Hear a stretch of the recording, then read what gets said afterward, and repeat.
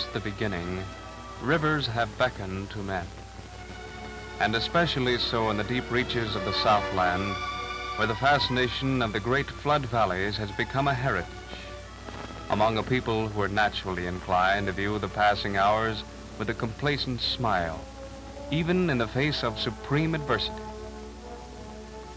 And as a river etches its rises and falls, its violent twists from former beds in lasting scars along its banks, so likewise are the lives of humankind recorded in imperishable chronicles above.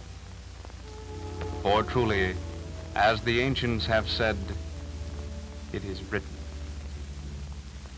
Here in the hall of human records is the keeper of the books, eternally aware of the fate of all, to whom the destinies of the humblest of the human race are as engrossing as those of conquerors. Thus it is entirely fitting that we pause to scan a single page in the life story of one of millions of peaceful families which dwell along the river, serene in their enjoyment of simple things daily renewed. And as we watch, the moving finger notes the coming of a new and tiny addition to its number. For here in the modest cabin of Zeke Ellis, there occurs a commonplace event, one of little moment to few but the occupants therein, and to the immortal recorder above, the arrival of Zion Ellis. It is a matter of patient waiting to all except Zenobia, mother of Zeke's small brood, and to Granny Lee, the neighborhood midwife. For Granny Lee, an interpreter of age-old secrets, is hearkening for an omen that augurs well for the newcomer.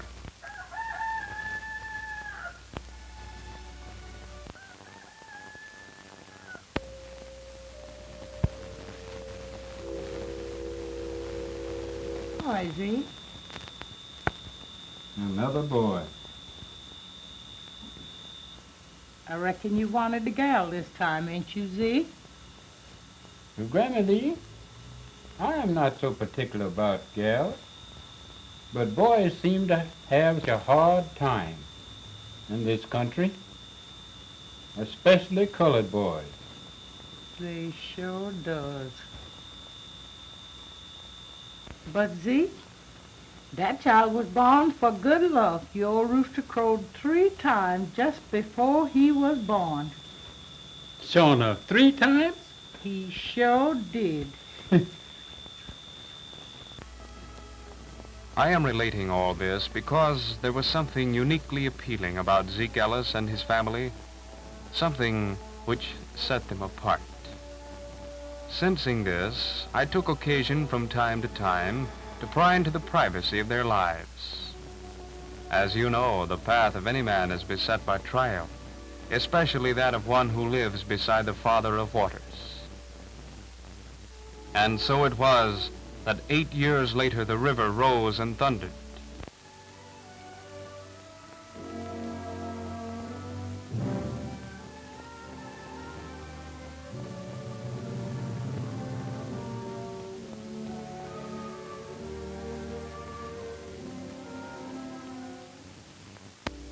Now, when flood threatened the countryside, the rallying point was Potter's Landing, a weather general store presided over by genial Jim Potter, who owed his trade and his esteem to a keen understanding of other people's troubles.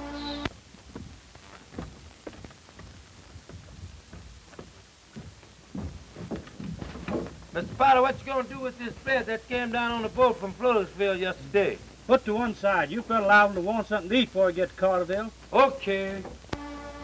And toward this refuge, as swiftly as their limited means permitted, hurried Zeke and his loved ones.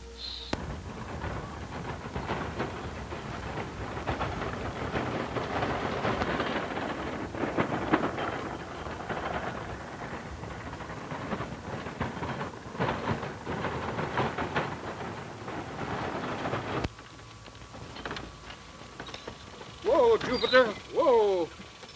Is you tired, Zeke? No, not much, honey. Not much. Don't you want me to get out and help you some, Zeke? No, honey, you just stay up there and rest yourself. Stay right up there and rest yourself. We can make it, can't we, Jupiter? Yes, we can make it. Sure we can. Sure we can. Come on, Jupiter, let's go. Come on, let's go. We can make it.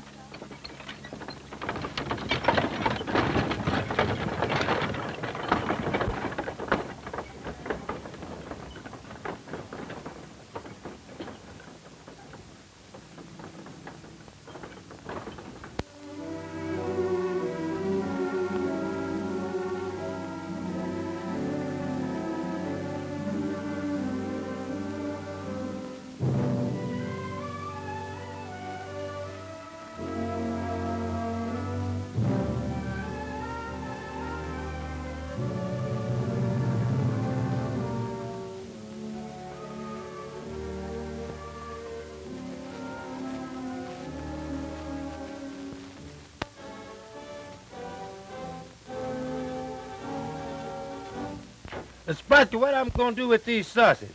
Oh, I'll put 'em over there by the bread. I reckon you fellas gonna want to eat something by the time you get this all loaded up.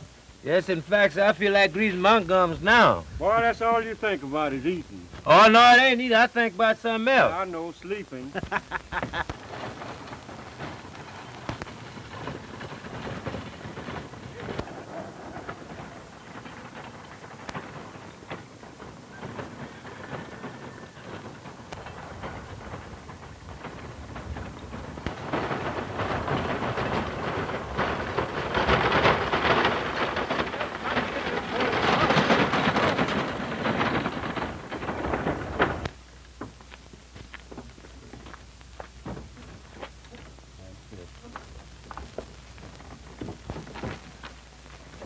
Hey, Zeke, what's going on around here? Where's the other mule, Zeke? Well, Mr. Potter, I turned that rascal out the other day to do a little grazing there. I tell you, he must run away, 'cause I ain't seen hide or hair of him since. Must have got bogged down in the swamps, Mr. Potter. Yeah, I lost a couple of them there last week myself, Zenobia. Look here, Zeke. You can't get up the hills without another mule. I know, Mr. Potter, but I just can't give up now. I've just got to do the best I can. And mules cost money, you know. Where's those kids of yours? Oh, they here. You Zebedee, Zachariah, Zion, you come here, boys. Come here, quick. Zebedee, you and Zach could go down to the barn and catch two of the best mules you can find. Bring them right back here. Yes. Zeke, how you fixed for grub? Oh, we got plenty, Mr. Potter. We got plenty. Pa, you know, me and Mom ate the last piece of meat for supper last night. Well, Zeke, tell me, what'd you have for breakfast this morning? Why, we had. Pa, you know we ain't had nothing. But, Ma, don't you know me and you ate the last two pieces of cornbread for breakfast? Zion, you climb up on that wagon, get the biggest tow sack you can find, and throw it down here, will you? Yeah. And Zeke, listen, you take that sack and go on in the store there and fill it up with grub there, see? Take all you want to. Go on, then Zenobia, you go on with him then, and you find some sausage and some oil and some fresh bread right there by the door. And you help yourself to anything you find there, see? Go on, do that now.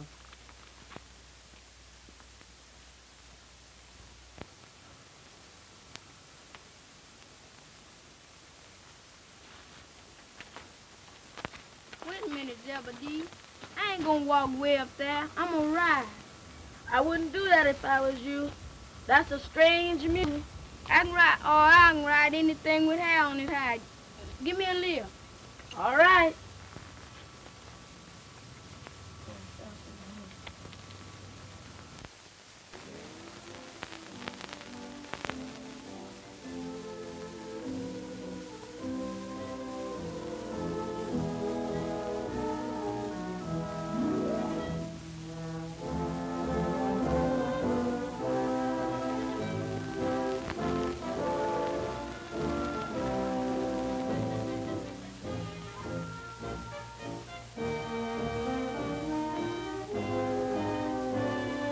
Oh, it sure will provide. Sure did provide this time. I'm kidding.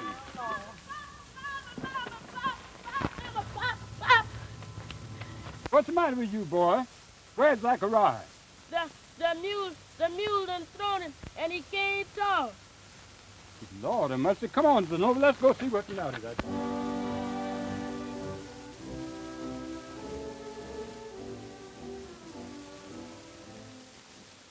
You reckon he'll ever come to, Mr. Potter? Now, Zenobia, don't you go worrying about that boy. He'll be all right in a day or so. Of course, he got a pretty bad cut on the side of his head. Well, you have to get him to a doctor in the next day or so. Don't even have that bad scar on his face, won't he, Mr. Carter? He sure Well, will. Mr. Carter, I'll get that boy to the doctor. I'll die trying. Yes, sir, I'll get him there, even if I have to take him down on my back. Oh, you won't have to do that, Zeke. Say, Josh, you and Ples go round up them 2 mules of his and hitch 'em up the wagon. Yes, sir. Come on, Zeke. Let's take 'em up to the store.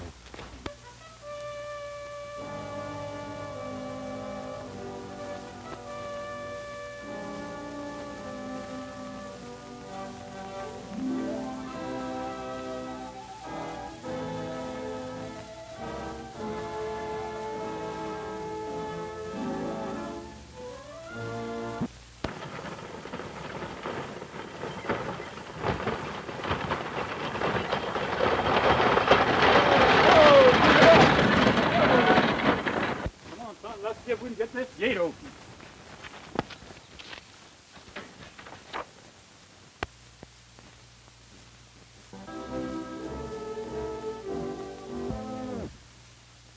Ain't he said nothing yet, Mama? No, son, he ain't said nothing yet. Is he never gonna say nothing, Mama? Yes, son, he'll be all right. Now don't bother Mama anymore. Mama, what do VEHICLES spell? That spells vehicle, son. What is vehicle, Mama? Vehicles is vehicles. This is one we're riding in.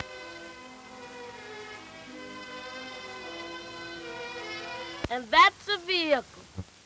Yeah, and I've been thinking all these years that that's a wagon. Me too. But wait a minute, Pa.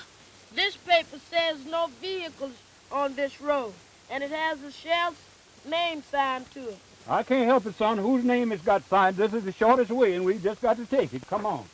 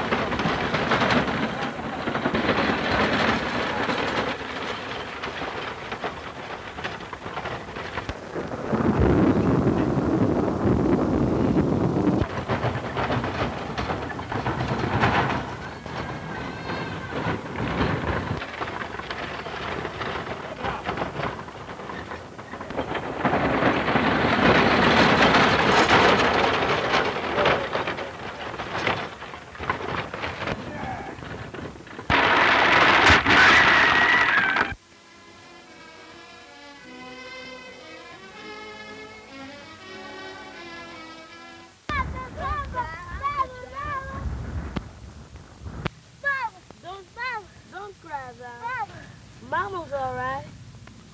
Maybe she got out somewhere else. Come on, let's go find her.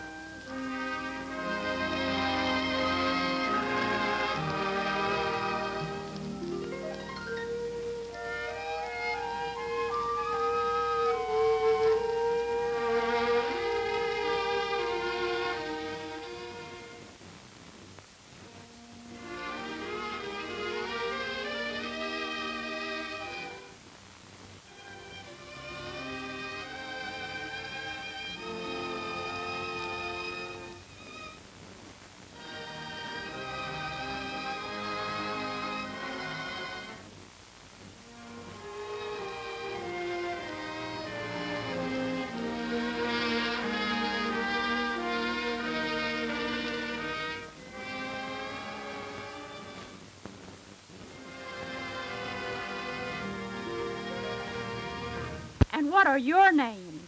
My name is Zebedee. Here's Miss Brown. And where are your parents? You mean my mom and my papa? Yes, where are they? We ain't seen them since yesterday evening. Where were they then? We don't know. We was all crossing Whitehall Creek when the levee broke. And we ain't seen Ma, Pa, and Zachariah since. And who is Zachariah?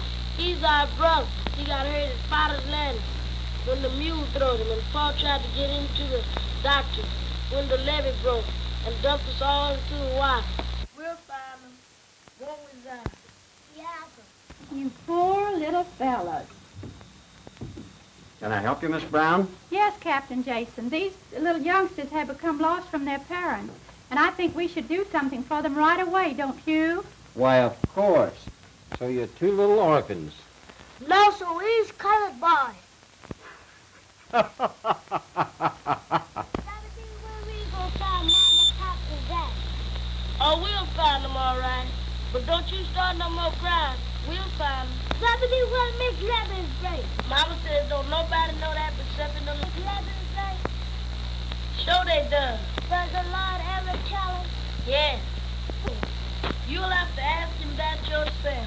Is there any lemons in heaven? Sure there is. Didn't you hear the deacon say everybody has to cross the River Jordan to get to heaven?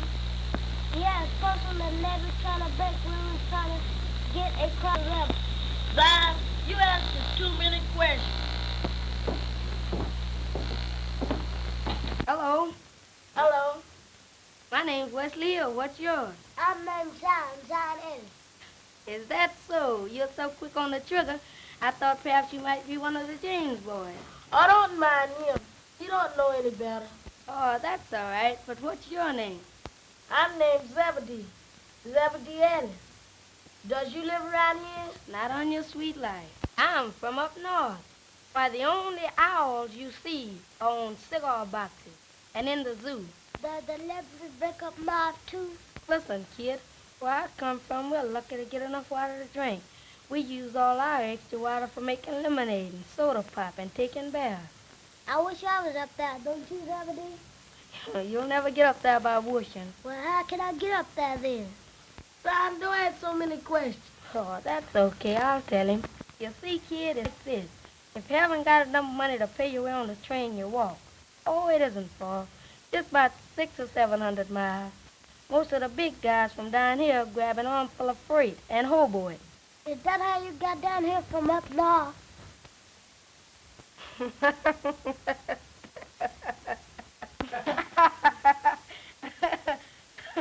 You know, I think your brother's a great kid. There's no use me kidding you two any longer. Those people up at the office know that your mother and father won't be back. How come? Well, they are dead. They don't know what happened to your other brother, but they're planning on sending you and the little fellow here to an orphan home. But if you take my advice, you'll clear out before it's too late. Go anywhere, but don't let them send you to an asylum. I know what I'm talking about. I've been in one. See you later.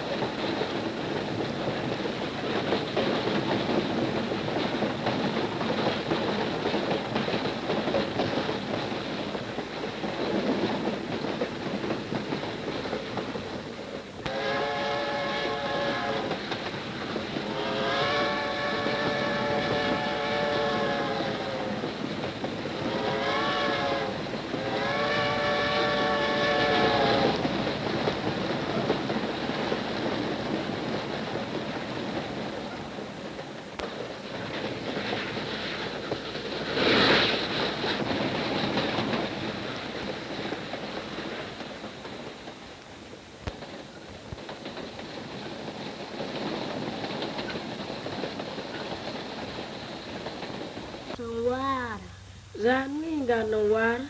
We have to wait till the train stops Why come I got to wait till the train stops? so we can get you some water. Why come I can't have no water now?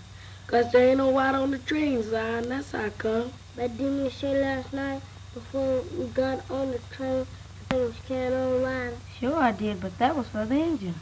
Does the Indian have to drink water too?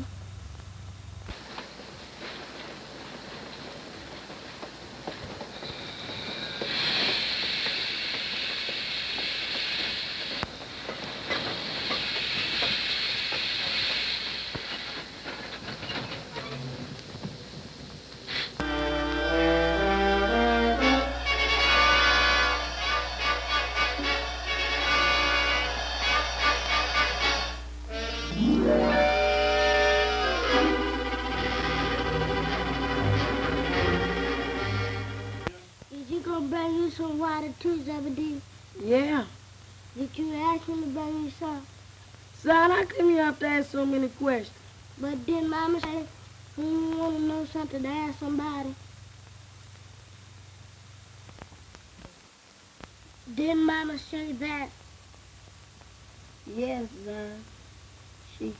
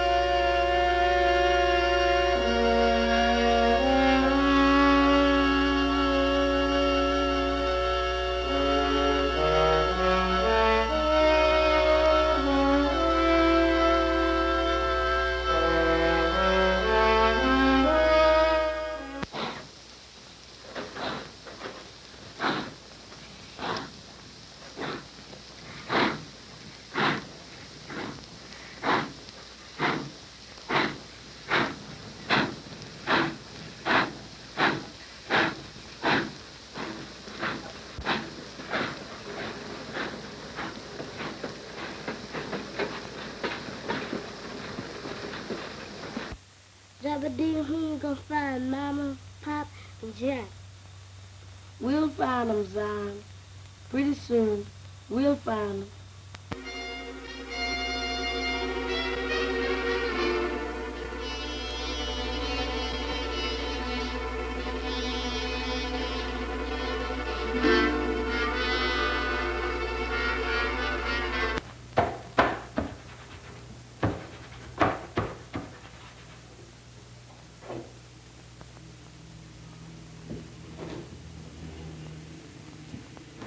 No, that's all right.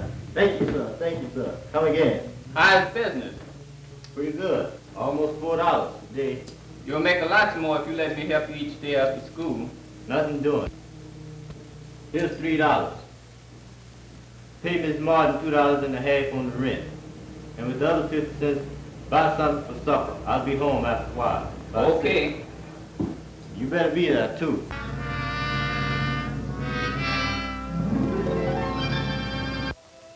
Battling against great odds in a big city, but with the inherited will to win surging through their veins, Zebedee and Zion are slowly but surely gaining ground.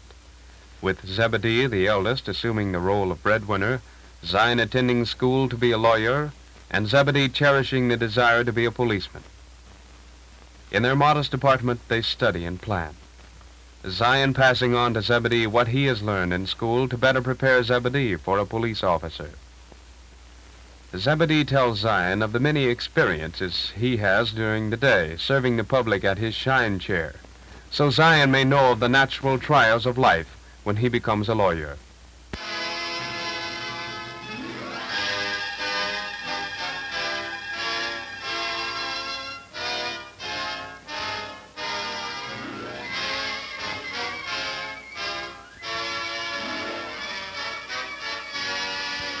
As the pages of time turn, Zebedee has reached his goal.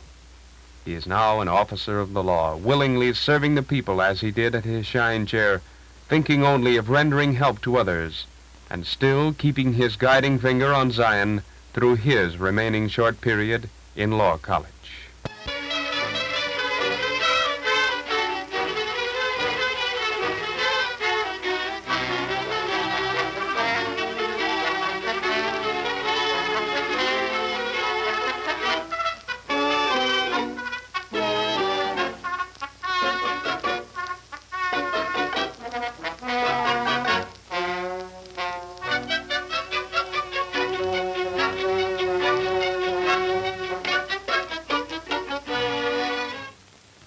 It can hardly be as bad as all that, Mr. Ellis. Well, hello, beautiful. Where did you come from? Are they having a recess in heaven? The name is Jordan. Thelma Jordan to you, Mr. Ellis. And I didn't come from heaven. I've just come from the dining hall.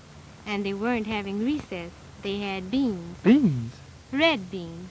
But we had red beans yesterday. And again today, my lord. Oh, well, I didn't miss anything. But you did miss something. And what did I miss? Today, there was meat in the beans. Meat? Yep, lean meat, and plenty of it. Oh, no. Zion. Oh, excuse me, gorgeous. I'm just trying to figure out how that meat got in those beans. But, were you about to say something? Yes, Zion. What did your brother say about us? Oh, he said a lot, son. He said I was too young to think about marriage. He said a fellow should be able to take care of his wife when he's getting married. And what does he know about it? He's never been married. And neither have you. And you mean you agree with what he says? In a way, yes. But we're already engaged, honey. We can get married right after graduation. And where will we live on, may I ask? I can get a job, can't I?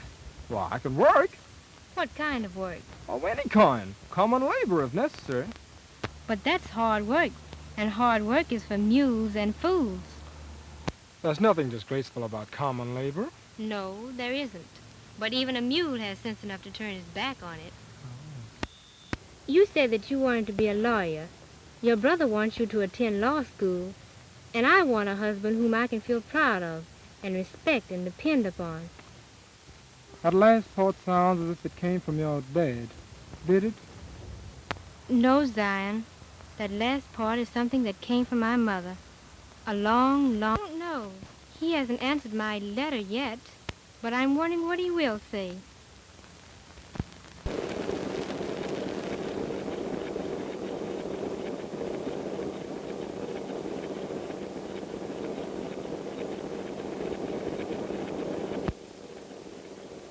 And if I hear any more about this marrying business, I'll put you across my knees and... No, you better not put that in. She's too big anyway for that. Put it this way, and if I ever hear any more... No. Just tell her I think she's too young to get married anyhow. And don't forget to enclose the usual check.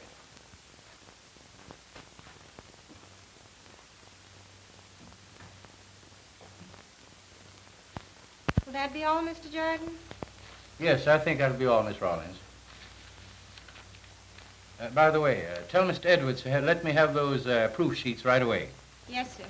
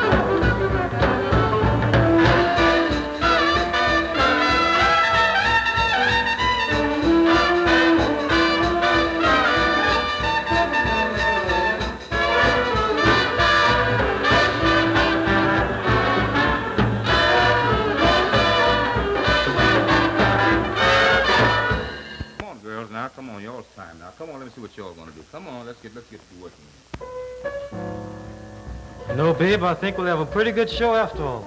I hope so. Yes, sir. Yes, sir.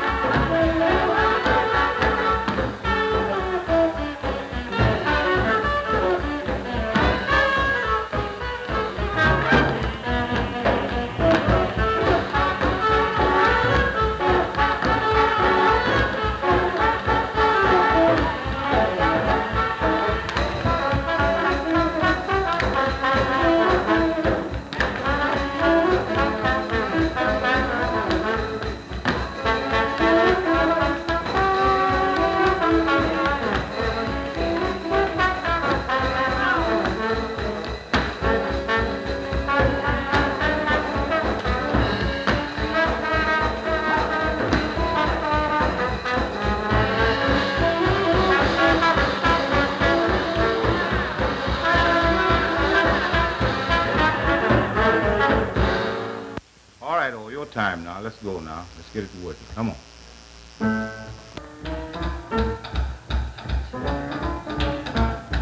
Mr. Jones, you're wanted on the telephone. Thanks a lot, girlie. Excuse me, babe, I'm on the telephone. Just be sure it's a telephone, Derby. I might come in to see. Don't get frantic, sugar. Don't get frantic.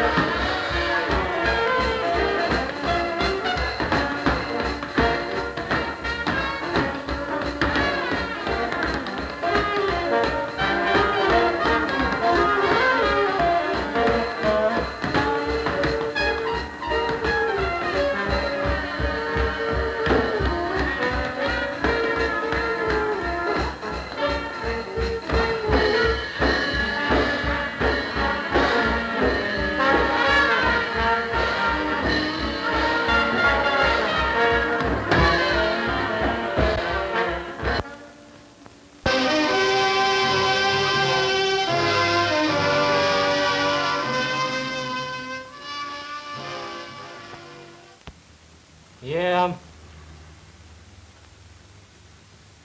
When did they get him? Who got him, Ellis? Okay, bail him out and send him right over.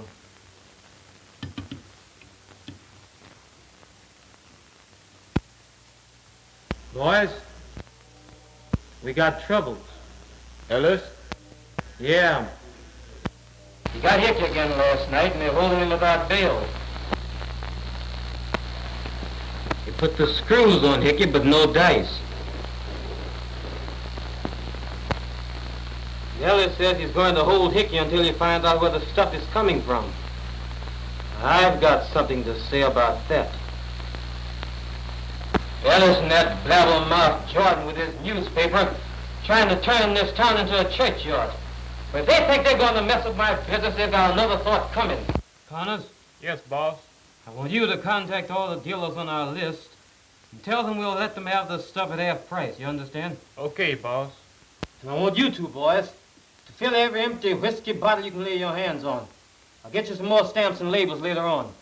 Boss, if Hickey's not going to be here, we're going to have someone to help us. Yeah, that's right. Well, who do you know that you can trust? Not anyone at the present. Say, boss, it's a deep and dumb guy stays down on Center Street. He does hard work, but he's kind of cracked. All right. Get him over here and put him to work. The dumber he is, the better he is for us. That's all, fellas. Okay, boss. Hello, Pop. Hello, darling. Gee, Pop. You look as though you've been worked all day and didn't get paid for it. That's just about what it amounts to, my dear. I was only kidding, Pop. But what's the matter? Is there anything wrong? Read this.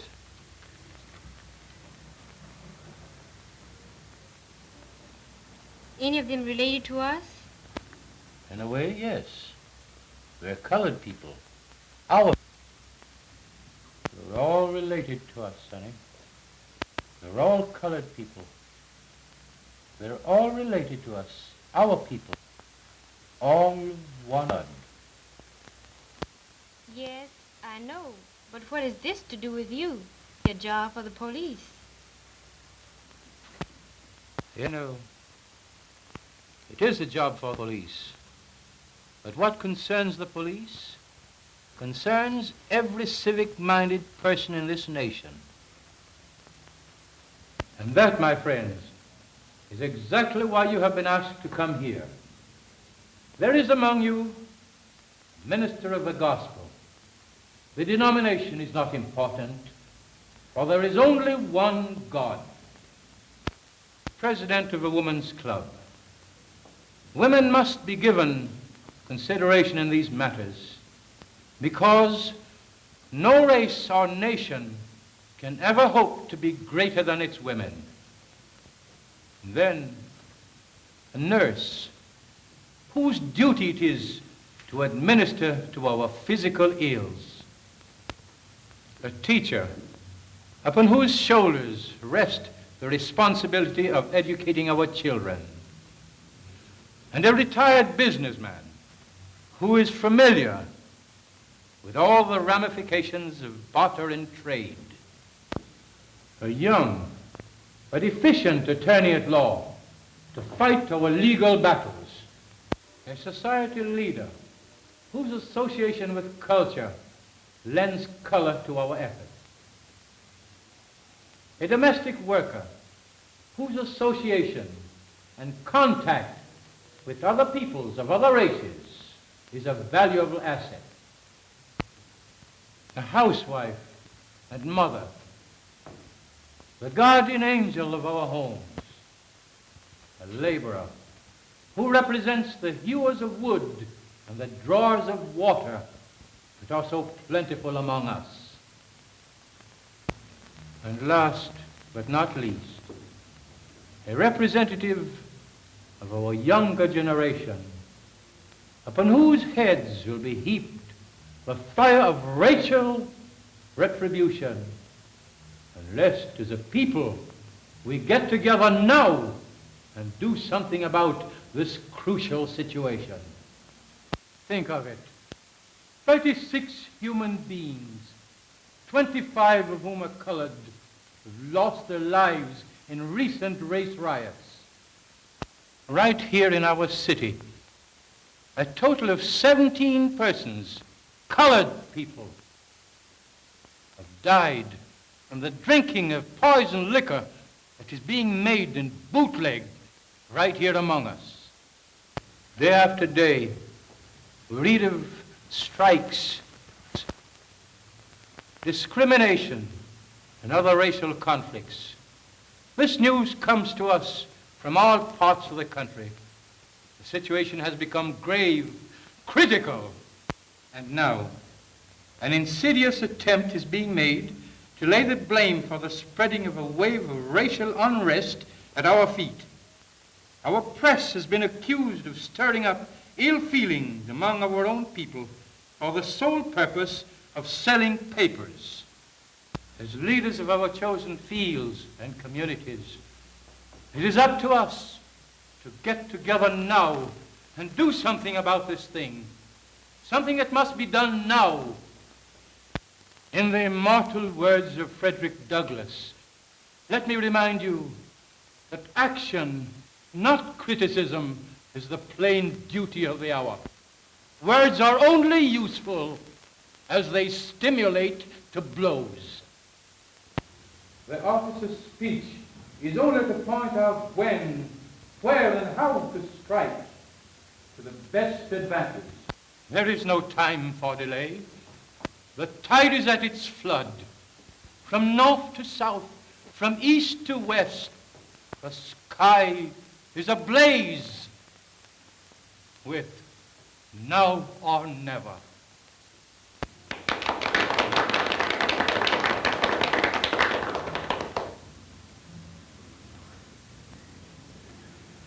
Mr. Chairman, ladies and gentlemen, I have read quite a lot lately having to do with miscarriage of justice where races are concerned. And I'm particularly interested, as I know you are, in having this country of mine go on record, yes, historical record forever, as being a country where all men might receive justice at the law and in the law. The greatest representation in the world today needed by men, and especially by men of the Negro race, is that somebody down at the district attorney's office of Negro blood and heritage have the privilege to have something not only to do with bringing men in from the street, but administering the justice after they have from the street. And so it is that I'm suggesting here today, not that we accuse this one or that one, this racial group or the other racial group, but that each of us take our responsibility, our individual and collective responsibilities, and act in accordance with the opportunities which are ours. And so I suggest that we think seriously about the fact that no law can actually be definitely, positively, that does not give every man an opportunity not only to stand before that law feeling that it will be just, but to have to do with the exercise of the powers in that law.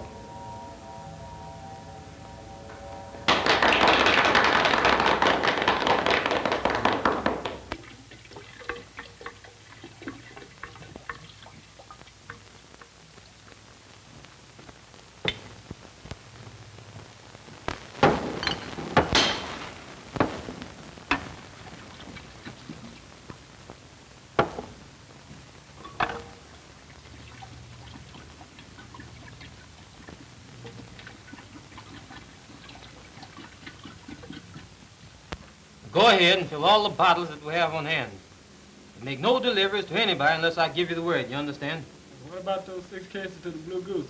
I said no deliveries. But what's up, boss? Is anything wrong? You fellas ever read the newspapers? Any more questions? No, boss. Okay, boss, but I can't see how this is gonna hurt us any. That's just why you're working for me instead of me working for you. I can see farther than you can. With young Ellison as deputy city prosecutor, handling colored cases, and his brother Zebedee has held the vice court in this precinct, why Jordan is playing a three-way combination that even we can't beat. Jordan has been doing a lot of talking up until now, and now he's done something. It means our cue for us to roll over and play dead until things cool off. Anybody got any objections? No, boss. Okay, now that's all. You fellas hang around and take it easy. I'll be in my apartment if anything happens. Right. But what about that dummy, boss? Oh, keep him on. He ain't no trouble.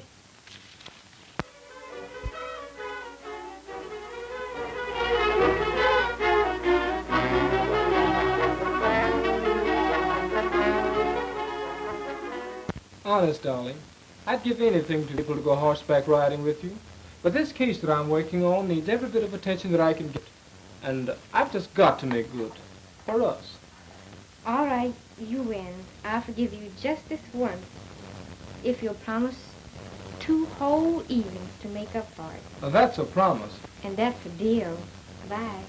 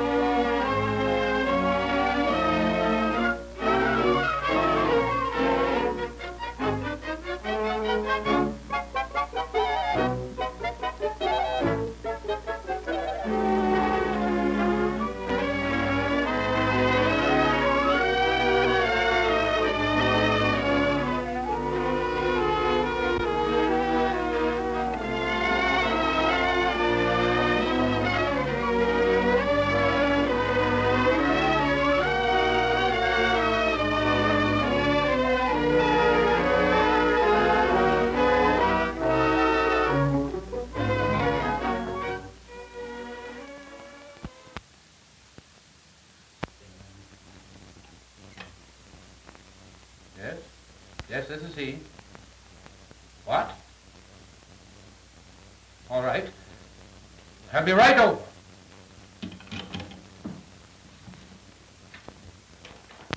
I heard this young guy Ellis is a pretty smart duck. Yeah, that's what Hickey said. I hope I'll never have to face him. Me too. Oh, you birds are just like the boss. You're too soft. What do you mean? I mean, if I was boss of this gang, I'd shut Jordan up so quick it'd make his head swim. Just what would you use to shut him up with? Well, he's got a daughter, hasn't he? That's right. And he loves that daughter, doesn't he? That's right again. And if he thought something would happen to that daughter if he didn't leave us alone, he'd stop, wouldn't he? Well, I don't know about that. You mean you'd kidnap Jordan's daughter or something like that? Exactly. Well, you can deal past me, brother, in that kidnapping game. I'll go for bootlegging, crooked dice, Chinese lottery, anything like that. Kidnapping, that's out. My man, the government would put you so far back in jail, it'll take $3.06 to send you a penny postage.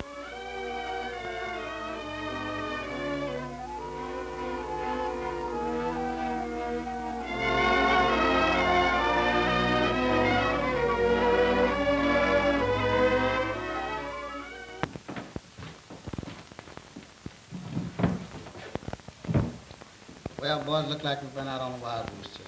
Yeah.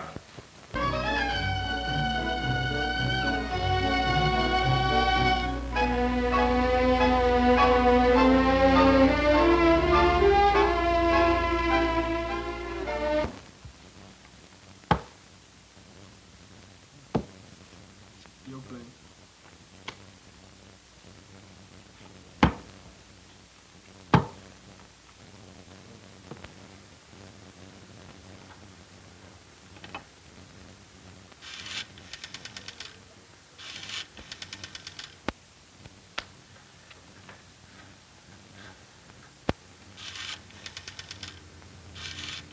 Come on, it's your play.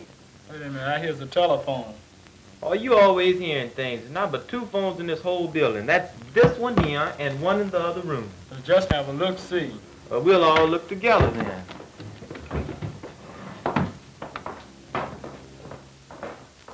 Yes, but where is she and who are you?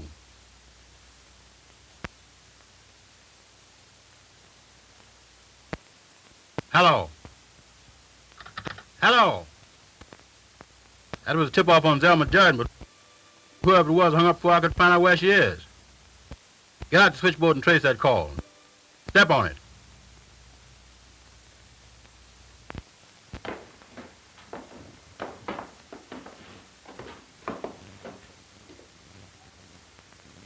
Well, you satisfied? Well, I guess you're right. Ain't nobody in here. And you want to look in the storeroom now? Ain't no telephone in the storeroom. Yeah, but that dummy's in there. And say, I got a hunch that dummy's not as dumb as he looks. We better look in there. Come on. Come on.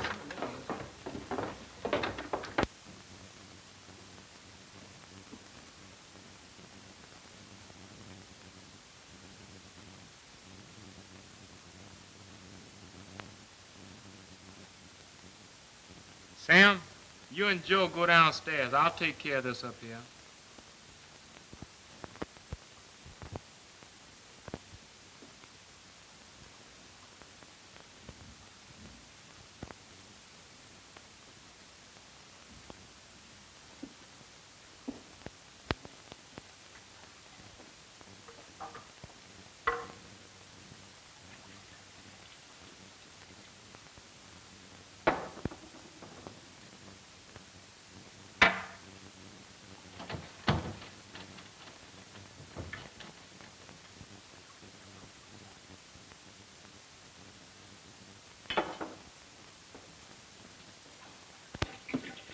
Fellas, look up here.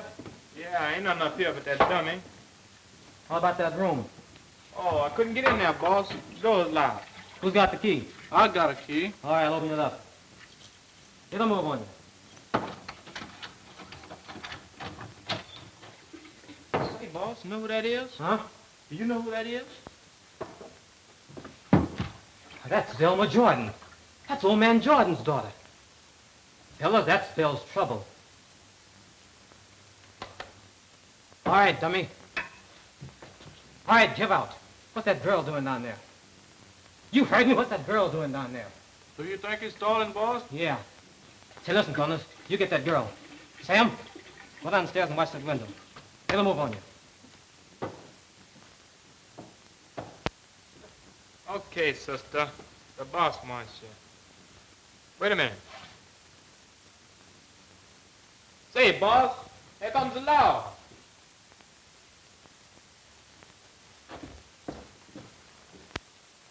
Yeah? Take cover, men.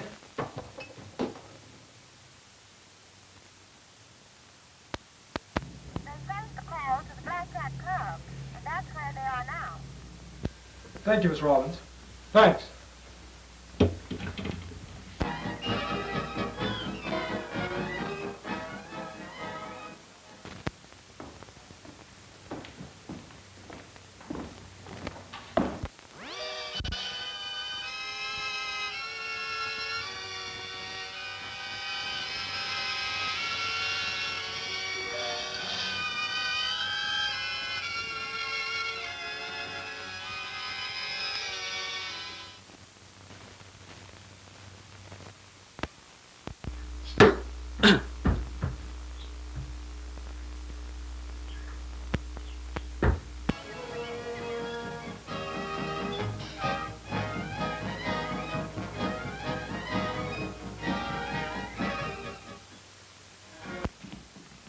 There's one of them, Chief.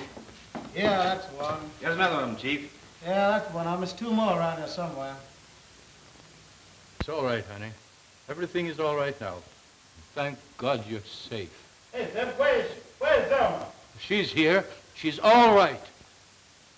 Come on, Zebedee. Give me a leg up. I ain't scared. I can't walk way back there. What did you say? Come on. Give me a leg up. I can ride anything with hair on it. Say, who are you? My name is Zachariah. Zachariah Ellis. Honest, mister, we ain't stole nothing. We ain't stole nothing. Mr. Potter told me and Zebedee to go get these mules and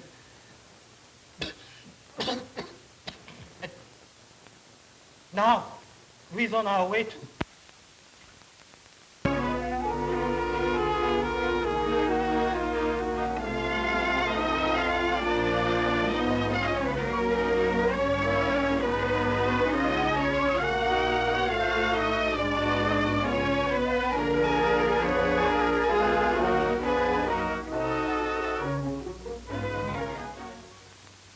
Is he dead, Zeb? Yes, he's dead, son. Did you fellas ever find out anything about him, where he came from, or who he is? No, all we know, they call him Derby Jones. Have a large, ugly scar over his left eye. All right, fellas, get these prisoners out to the car. Would you take a fellow to jail that once did you a favor? Say, I thought you couldn't talk. Well, that's what he thought, too. What's the meaning of this? You once did me a favor. You remember a long time ago when you and your little brother there was on a train going up north and a lad got off to get you some water? Yes, but what do you know about that? I was that fellow. I'm Wesley Hill. Oh, I see. But I'm not asking you to let me go just because you did that, but, my card, Lieutenant. FBI. Well, I'll be... Hold it, Zebedee. The lady present. As in the story, the survivors, Zion, Zebedee, and Zechariah, are again brought to the Hall of Justice.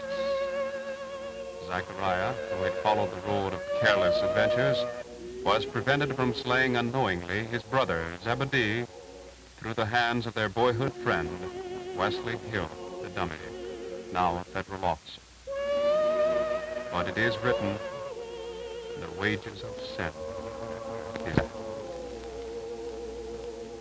God made the world and all things therein. Seeing that he is Lord of heaven and earth, dwelleth not in temples made with hands, made of one blood all nations of men, to dwell on all the face of the earth, and hath determined the bounds of their habitation. For in him we live and move and have our being. As certain also of your own poets have said, for we know his offspring. Wherefore I take you to record this day that I am pure from the blood of all men.